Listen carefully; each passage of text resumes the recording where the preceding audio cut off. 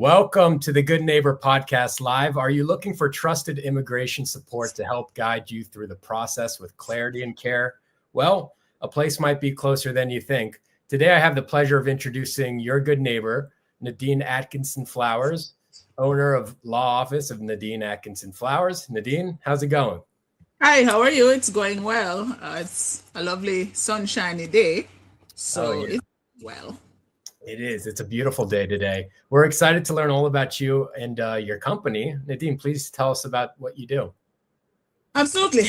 I am an immigration attorney. I have my offices at 1500 Walnut right there in Center City. I like to tell people I'm literally across from the Cheesecake Factory. Uh, I practice virtually as well. So I do have clients in practically all of the states, but immigration being federal law, that is quite permissible. I also have a practice in Jamaica. I am admitted in Jamaica as an attorney, and I am Jamaican, Jamaican American, I suppose. And so I maintain a practice there as well, which melds nicely with the immigration practice that I have here, because I work with persons who may be coming here to study for medical reasons, just want to visit, or coming to live here permanently. I work with that population, as well as persons who might have difficulties relating to their immigration matters. Oh, that's fascinating. Nadine, how did you get into this industry? Well, I've been a lawyer come November for 20 years. Wow. In Jamaica, yes. And then I migrated here in 2015, I think. And I did the bar and became a lawyer again here. And I worked in a space where persons were doing immigration, and I myself came as an immigrant. I came as what is called a green card holder. And so I was exposed to the process in that way. And when I came, I realized that this is an area that I had a deep interest in, certainly in terms of how persons move from one country to another and utilizing the immigration process. So I became interested in it, and I've been working in this space full time now for about 7 years, somewhere around there. Wow. Yeah, I imagine you have a lot of empathy with your clients. Absolutely. Surely. What would you say some of like the myths or misconceptions in your industry are? Well, one big myth that I see quite often is the fact that persons who have come from other countries and they come here, and when they're as green card holders and they are thinking about becoming US citizens, they begin to worry that they will lose their citizenship from their other country, or that the US does not allow for dual citizenship. That is a myth. The United States law says that you can be a citizen of as many countries as you wish. That is not an issue for the United States. There are about maybe 15 to 20 countries worldwide that actually require that you do choose only one citizenship. Jamaica is not one, the US is not one. So that's one myth. Another myth that I see is that persons will sometimes say, oh, you've been here a very long time, why haven't you done A, B, and C? No, United States immigration is a behemoth. It's quite extensive. It's quite, it has lots and lots of moving parts. So for persons such as myself, I came here, you would say legally, I came as a green card holder. But unfortunately, there are other persons who have come here and have sought asylum because international law allows that, or and the United States law allows that as well. Persons who have come in as refugees. And from time to time, they may have various issues. And persons might opine, I will use that word delicately, persons might opine, well, why haven't you done this, or why haven't you done that? There is a process that United States immigration requires to ensure that you're the type of person that they want to live here. And as such, things can sometimes take a very long time to unravel and for you to become a green card holder or for you to get your citizenship. That's another myth. I think this is probably more like from the social media aspect in terms of a myth. Persons sometimes are of the view that when you're going to an immigration interview, you need not tell certain bits of information or you need not present evidence about certain things.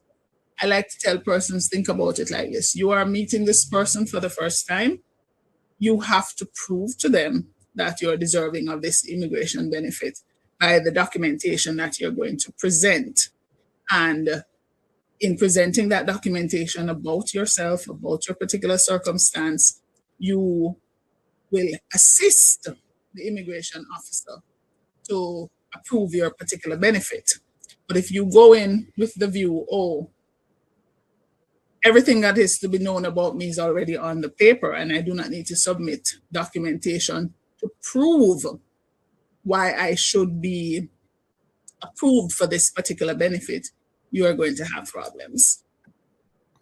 I can see that. And so I'm sure you have a lot of different people who seek your services, and we know marketing is the heart of every business, right? So how do you attract, who exactly is your target audience and how do you attract them? Well, I suppose I could say anybody who is seeking immigration services is the target audience, but truly, I seem to have got increasingly over the past 2 years a niche where persons who have difficult cases, I seem to have had a knack to assist them. Persons who, for whatever reason, might have been denied previously or are going through problematic issues with their immigration cases. I have had good fortune to have been able to assist them to get their immigration benefits. I do a lot of these kind of podcasts. I write a lot of articles. I have a YouTube channel. I'm on LinkedIn, Facebook. I do a lot of webinars and volunteer work in the immigration space so that persons can know what's happening. And those have been good marketing tools for me. I am of the view that information is there to be shared, and general information, because obviously every legal case is different, but general legal information is there to be shared, and persons can make better and more informed decisions when they're aware of what the law says, as opposed to what your social media friend might say. And so I'm always very happy with persons such as yourself who feel the need to speak to persons in various legal spaces about what we do so that we can inform the public about various issues. So those have been pretty good modes of marketing for my business. Oh, yeah. Out of curiosity, Nadine, have you ever thought about doing your own podcast? I have, but as yet, it's still a work in progress. And also, I'm curious. So, like when you're not so busy outside of work, you sound busy. What do you like to do for fun? I'm a big reader. I am a big reader. Even though I read for work, I read for fun, and I love languages. So I speak conversational Spanish, and I've been learning a few other languages in my spare time for the past few years. Still nowhere near conversational, but that's a big thing that I do. Oh, yeah. It's important to always challenge your mind, you know? Absolutely. Yeah. Absolutely. Keep it on its back heels. But yeah, that's true. I really appreciate you being on the show. Please tell our listeners one thing they should remember about your law office. One thing that I think it's always important for me, for my clients to understand, is that I am with you for the entire duration of your immigration process.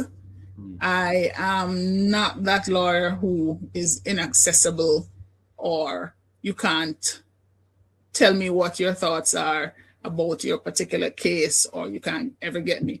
I am with you for the entire process as it relates to your case, because there are often times when persons require handholding as it were.